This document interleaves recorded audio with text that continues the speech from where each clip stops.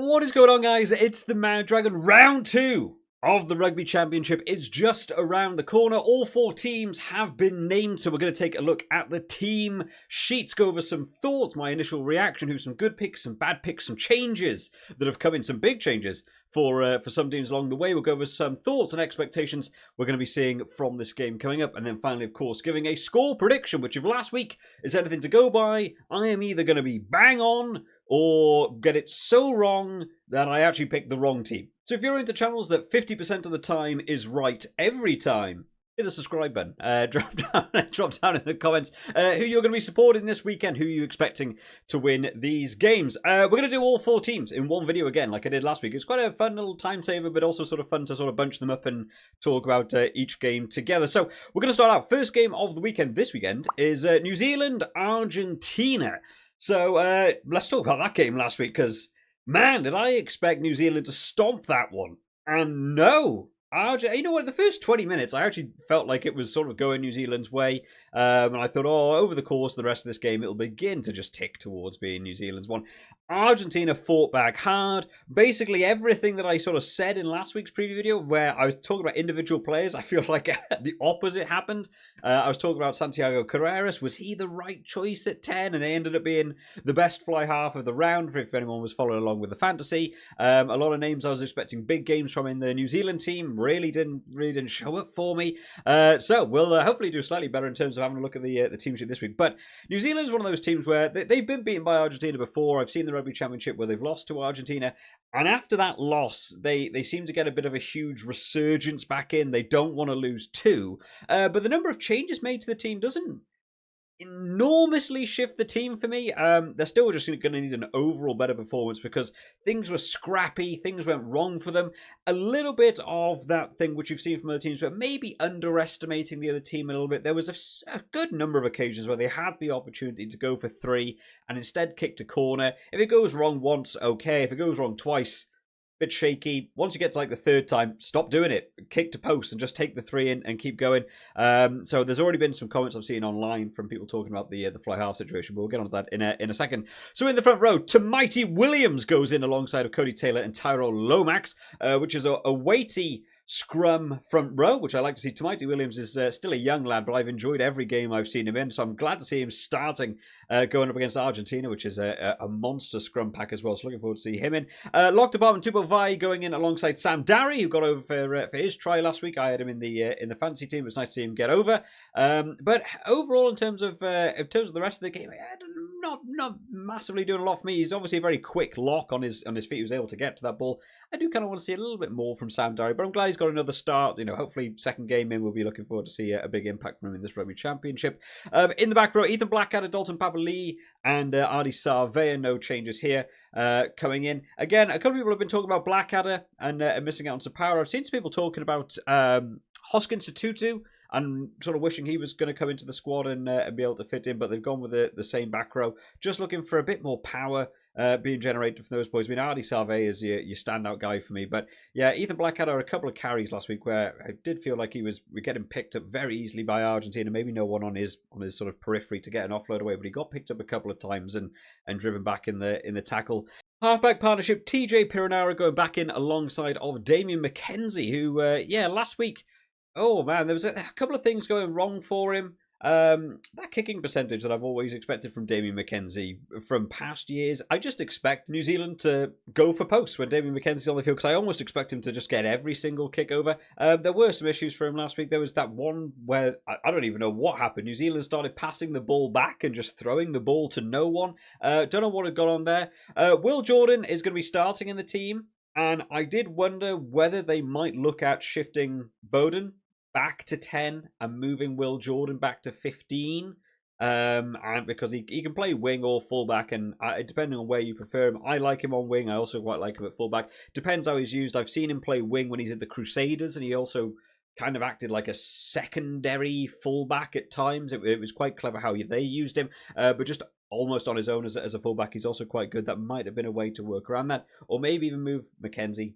back to 15 and had Bowden at 10. Could have been another option. We'll see how they get on this week. Centre partnership reunited. Geordie Barrett going in alongside Rico Ioane. Anton Lienert-Brown had a good game last week. The thing that I think might have gone against him a little bit, there was a couple of times in New Zealand's defence where he was so fast off the line on his own, Anton Lienert-Brown, and he was clearly trying to design to do like a bit of a sweeping defence. He was trying to shut out the ability for Argentina to pass wide. The only problem is if you rush up off the line on your own, behind you is just a big hole, and we did get to see it with, there was one run that came off of Pablo Matera, sort of ran across field rather than directly at the line. Anton Lienert-Brown ran out of the line, no one there, and it just a little pop pass and bang, they're straight through the line. Someone like Rico Ioane had partnered with Geordie Barrett, maybe a bit more cohesion between them two. They'll know how to defend that midfield slightly better. I don't think that's a bad move to bring him back, even though a couple of people have been saying they want to be looking at people like Proctor to maybe come into the team as well. I'll leave that up to you guys down in the comment section. And then in the back three, a lot of changes going on here. Caleb Clark comes in the number 11 shirt. Will Jordan starting this week on the right wing, and then of course Bowden Barrett still sticking in that fullback position. Caleb Clark, hopefully again looking for that injection of power. Argentina came with a really physical game plan last week. Mark Talay has been moved to the bench, and I was paying attention to him. I had him in my fantasy team. He was my captain in the fantasy team. So I was keeping a very, very close eye on what Mark Taleo was doing. He spent 90% of that game going from ruck to ruck, just clearing out. I don't know quite why they were trying to only use him like that. He got over for his try, but it was very much off the back of a lot of other work going on. He spent most of the game out on the wing waiting for the ball to come out, or he was just in a ruck, desperately trying to do something, just going from ruck to ruck. I thought it was very strange. Someone like Caleb Clark's not only going to be better in the ruck for me in terms of that power, but I also think you want to get that ball out to him. Might be a bit more hungry to get his hands on the ball closer to the try line as well. He's also capable of his own little pick and goes. He's built kind of like a forward in that regard, or more like a back row, really. So he's also got the power to get over. I think give him a shot. Give him a shot and see how he gets on. In terms of your impact bench, then, they didn't make the greatest impact after all the praise I gave it last week. Armour goes back in alongside Tuanga Fassi and Fletcher Newell. We're coming on as that replacement front row. Josh Lord and the return of Sam Cane, who I don't think we've seen since the World Cup, right? So time to make a big comeback here, because I know a lot of people were very annoyed in that World Cup final with Sam Cane getting his red card. Hopefully we're coming back in the side, leadership-wise. Just keep them on the right track. Maybe start telling your fly half to go for threes earlier if you feel like the game is beginning to slip away from you against Argentina. And then your replacement backs, you've got Cortez going back in as the scrum half. We coming on again. I kind of like that early. TJ Perenara I thought was playing well. Get him on early, get the pace on of the young lad to make sure he has some good game time. Anton Lienert-Brown and then Mark Talea to come on later into that game. And the way it's sort of situated, the bench for me is slightly weaker than it was last week. But I'm hoping that New Zealand are going to be boosted by having a loss last week, can't afford two on the bounce, and they'll try and make a big comeback for this one and hopefully have a better start to the game, and therefore your impact bench might not be quite as necessary as it needed to be last week, and sort of didn't really meet the high mark that I was expecting. Argentina then, the team going up against them. Looking forward to see these boys go back in. Now they've got some really interesting swaps around here. We're going to go off the team sheet they've put out in case any of these end up not being wrong. There's one in the lock department I really want to have a look at. So let's start out in the front row. And Thomas Gajo, Julian Montoya, and Sodoni coming in there in that front row as well. That's a solid front row. Julian Montoya is one of those guys who is either going to generate all the penalties for you by being able to get over the breakdown, or he does give away quite a few himself. We did see Augustin Creevy getting on last week, getting over for his try. I wondered whether they might start him because he had a real impact into that game, but they've gone down the Julian Montoya route. In the lock department, Marcus Kramer moving to 4 with Pedro Rubiolo going alongside him at 5. So they were like, we've not got enough giant men on the field for Argentina. They've now moved Marcus Kramer into 4 to allow an extra back row to come in. Love that decision. This is going to be a brutal game, and I can't wait for it. So in the back row, Pablo Matera still staying at 6. Gonzalez is going to move over to that other flanker shirt, and Oviedo is going to come in the number 8 shirt. So huge big ball carrying by all 3 of these lads, and you've also got Marcus Kramer at 4. I can see this being a game where Argentina will want to keep it amongst those forwards for as long as possible, and New Zealand have got to be ready for how hard some of those lads are going to carry it at you. The halfback partnership, Bertrand and Santiago Carreras, who had a much better game than I was expecting. Really good kicking accuracy from him towards the post, but also his open play, really picking some nice passes out. After I was saying last week about, is he the fly half that I can see being in this Argentina team? He might have had his one of his better games I've ever seen from him at fly half for Argentina. So, hey, put me in my place. That's what you want to do, right? And I guess New Zealand, at home is the game to turn up to. In the centre partnership, Choco Perez goes in alongside Lucio Cinti, which is, I think, a centre partnership that can work very well. Choco Perez last week again. Some huge just ball carrying lines. He's really causing a nuisance. Even if he's not necessarily getting over the gain line, it's just the pace that he comes onto the ball. It's causing so many tacklers to have to bunch onto him, and more room opens up outside him. You get to use him in such an interesting way as sort of like a crash ball 12, but he's so much pace on a crash ball 12. He's a real nuisance to get shut down. And then in the back three, Mateo Carreras, Matias Moroni, and Juan Cruz Malia going in that fullback shirt, and Mateo Carreras getting over for his try, which came out of nowhere off the back of some miscommunication going on from the New Zealand wingers. It got over, and Mateo Carreras getting over for his try, which was nice to see. Again, another one that I don't think got a great time on the ball. I would like to see him in some open space and being able to carve it up. We know how dangerous he is as a winger.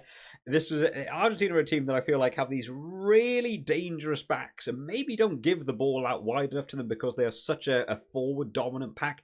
I would like to see it get out more, but there we go. And then the finishers for Argentina then. Ruiz goes in alongside of Vivas and Sclavi coming in there, as well as that front row replacements. Molina and Lavanini are going to be your bench forwards for Argentina. Now, I'm not sure about Molina's ability to move around. I've only ever seen Lavanini from my knowledge of playing at lock.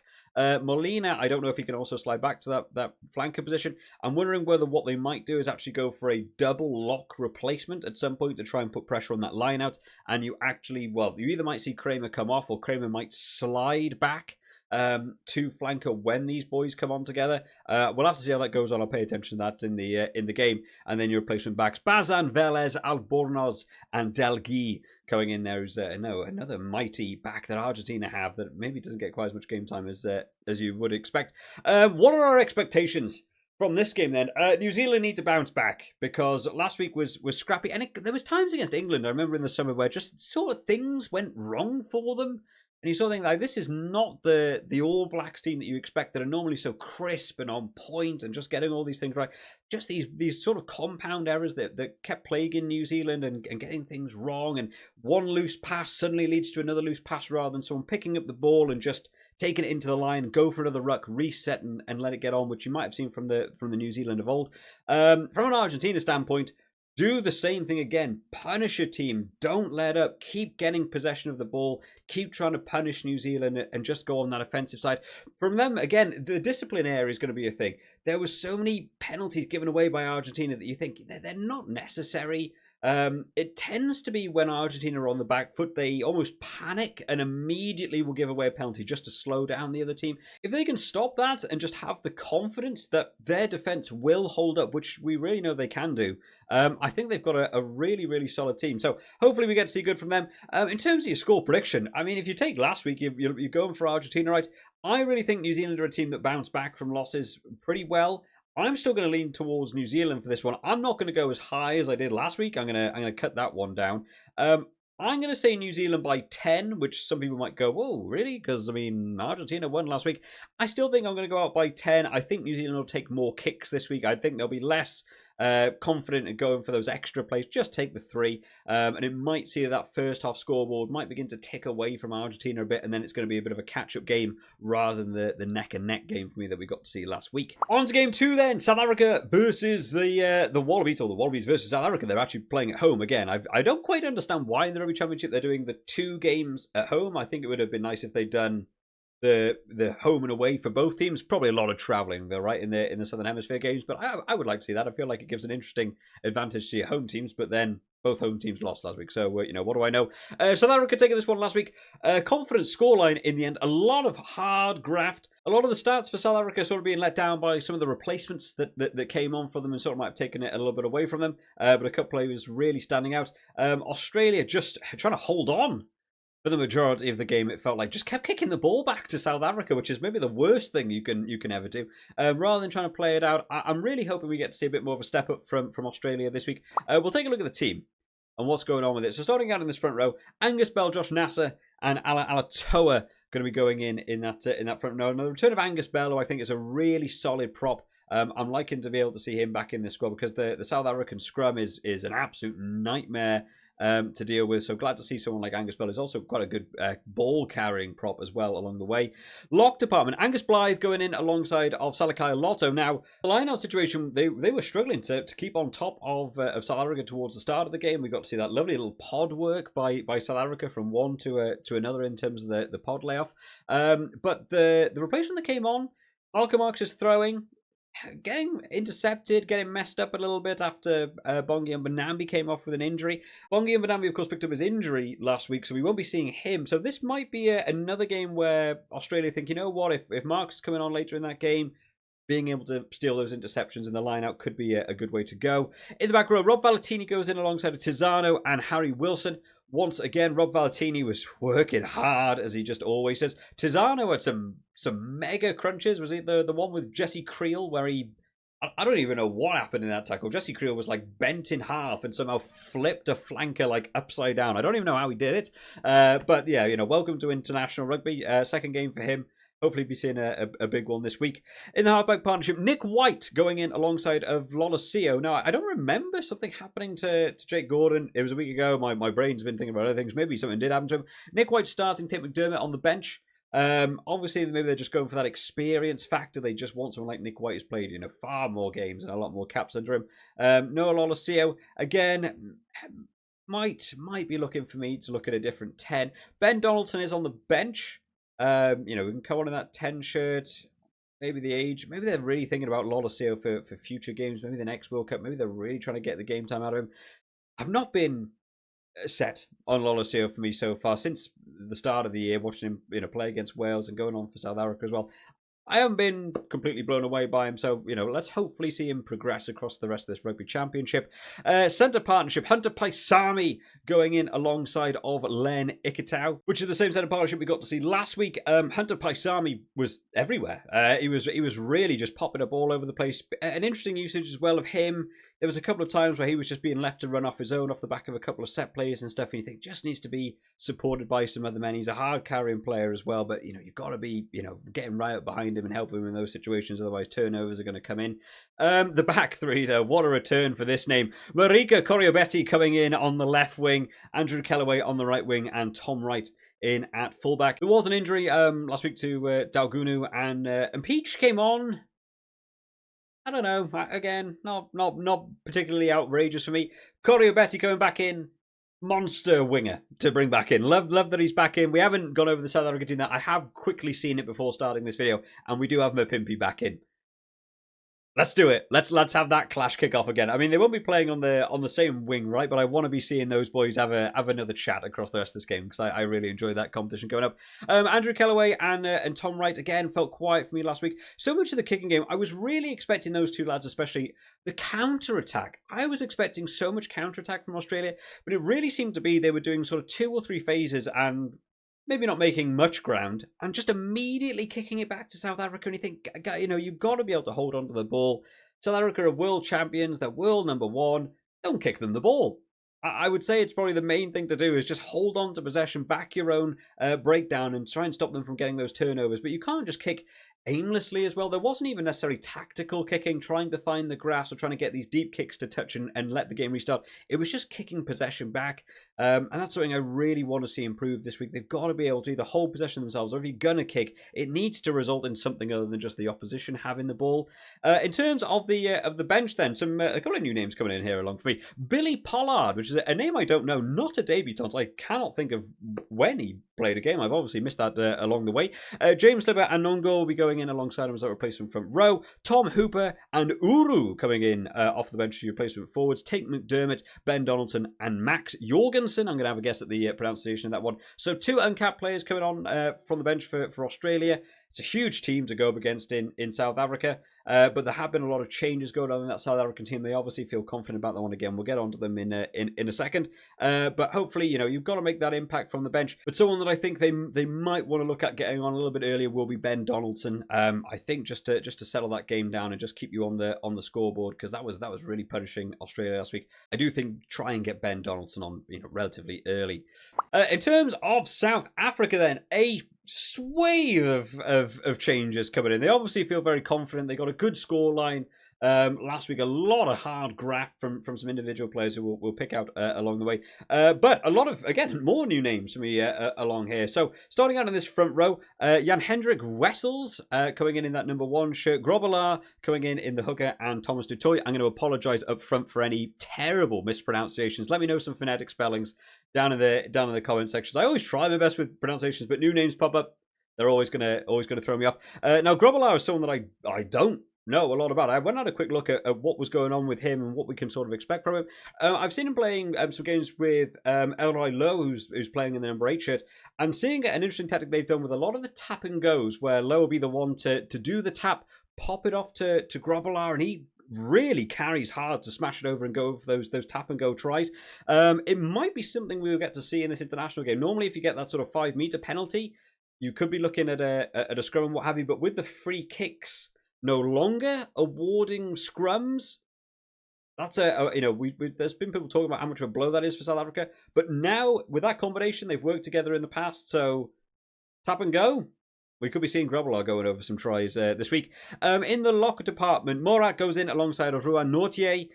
We've lost the likes of Erwin Etzebeth down to the bench this week, and no RG Sneeman either. So big opportunity for these lads to get involved and hopefully try and seal up that line out section. Hopefully we're going to be seeing some better throwing this week in that second half, especially being able to get possession from those lineouts is going to be always important in a game like this, especially for South Africa, who's such a physical team. They love the set piece area, get a maul on the go and go for those big drives. In the back row there, Marco van Staden goes in alongside Peter Steph du Toit and Elroy Lowe going in there in the number 8 shirt. So we've got no Khaleesi this week, missing out. They've got big games coming up. The next round of games is against New Zealand. So obviously injury concerns while also trying to get the wins is going to be something probably playing through the mind as well. But one thing I did enjoy across the Springboks team last week was, like I said, those interesting worked mechanics. We saw them and I really enjoy them. The line out, especially with the double pod jumper, offload and go. I love that sort of stuff. I'm all for that. Like, give me a 15-man driving maul from a line out. Give me double lifters and popping the pass off mid. Give me all of that. I love innovative stuff when it comes to rugby, so that sort of stuff I'm really, really into. In terms of the back as well, we'll get on to it in a second, but Cheslin Colby was everywhere last week, and I don't think the stats reflect how hard he worked last week, but another one we will talk about in a second. In the halfback partnership, Vandenberg goes in alongside of Sasha Feinberg and Gomez Zulu. In your centre partnership, Lukhanyo Am returns alongside Jesse Creel, but Lukhanyo Am playing at 12. Typically, I've always thought of him in outside centre. I also think Jesse Creel can play inside centre, so it's interesting for me that they've gone this way round. Maybe they're feeling that Lukhanyo Am, with a little bit of an extra spark of what Lukhanyo Am has in terms of the centre partnership, he has, just as a player, got a little bit more to offer. Maybe they think distribution-wise, he's going to be a little bit better at being able to pick those offload passes, especially to someone like Jesse Creel, who, when he hits a hole, he's just away, right? So I think maybe this is probably the right way around to do it. I don't really think of a game I can think of where I've said I've seen Lukhanyo Am play 12. I'm sure he's more than capable of doing it, though. And then in the back three, Makazole Mapimpi coming back in on the left wing. I honestly, I can't wait to watch him and Corey Betty go back up against it. I really hope we get to see a try on the other's wing, so we can have words between them two, because I thoroughly enjoyed Cheslin Colby on the right wing and Afaleli Fassi coming in the fullback shirt, which is a different ask. I've seen a couple of comments because obviously the South African team gets announced kind of early on this week. Afaleli Fassi, a couple of people unsure in the online social media space, is he going to be the right choice for this? There is a lot to talk about in terms of the variance of what this team has, and I really like the way South Africa are building now. Last week felt like a very different game style for South Africa. Maybe it's adjusting with the rules, maybe it's Rassi with just an understanding of the game and how South Africa need to develop going forwards. But you've got to be able to pick out Cheslin Colby last week and the way he was used. He played winger, he was operating at fullback as well when they needed him to. He played at scrum half, and he even got involved with a line out playing at hooker last week. Now, I'm not going to say his lineup was difficult. He's not throwing it 20 meters over the head of Nick Frost. He threw it straight to the front man. But I think it's such an interesting way to start looking at the games. And we talk about all these hybrid players. And normally when we speak about these hybrid players, it ends up basically meaning a forward who's very quick and could also be chucked out on a wing, right? And you've got a couple of them across. I mean, Quagga Smith is probably fulfilling that role as well, right? But being able to utilize the backs in other ways like that, I think, is going to be a really valuable thing. And we haven't spoken about the bench yet, but I'm going to sort of wrap it all up into one here. When you actually start to look at this team, Aflele Fassi coming in that 15 shirt. On the bench, you've got Marnie Libok and Andre Pollard. So you've got your 10 covered by 2 people if needs be, if anything happens to Sasha Feinberg and Ngomazulu. And Ngomazulu can also play at 12. So if anything happens towards the centre, you can also slide back and play inside centre. Andre Pollard has also been playing inside centre in his past as well. He's also capable of playing 15. You've got Cheslin Colby who can play 15, but he's also done a bit of experience playing at 9. You've got Grant Williams at 9 or 21. He's going to come on at 9, but can also play out on wing. There is becoming a really interesting jigsaw puzzle-like team where basically most of these backs are going to start having huge coverage across the board. And for a team like South Africa who likes to do the 6-2 on the bench, having utility in the backs is a huge ask, because as soon as you have 2 or 3 injuries in the backs, a 6-2 suddenly goes out the window because you're in desperate trouble because you don't have enough coverage. So I think this is a great time to be testing all these things, and I'm really looking forward to see how that will impact this team across the game and how they'll use their subs to be able to sort of influence the outcome by the end of it. Quickly then, in terms of the replacements, because I rambled on way too long then about that, but I thought it was interesting. I want to talk about it. Malcolm Marks, Oxen Shea, and Vincent Koch going to be coming on as those replacements front row. That's a solid front 3 to be coming on. They're looking for that punishment later on. Eben Etzebeth and Quagga Smith coming on alongside them. That's a huge 5 replacements coming on there. I wouldn't be surprised if we do the South Africa thing in this game, even without the 6-2, and we just see all 5 of those lads come on at the same time and just look to try and massively annihilate scrums for about a 10-minute period until Australia start putting on their own subs. I think that's a huge bench to come on. I would prefer that pretty much to the South African set of forwards coming on. And then, like I said, in terms of the backs, Grant Williams, Marnie Libok, and Andre Pollard, huge utility, huge way of workings, but also just the pace, right? I mean, Grant Williams coming on has got some speed. Marnie Libok, if he can break through that line, also got some speed. I'm wondering if they're going to really push for Ngomazulu to be the starting fly half against New Zealand next week. So having Marnie Libok on the bench, you might see him come on earlier than maybe expected. But Andre Pollard also there in case Marnie Libok's kicking's not up to standard. Probably a good double move for them. So thoughts and expectations for this game. I'm going South Africa all the way for this one in terms of my prediction again. Some changes coming in for Australia, which is nice. I think the changes they made are probably more positive ones. The bench for me is looking a bit shaky.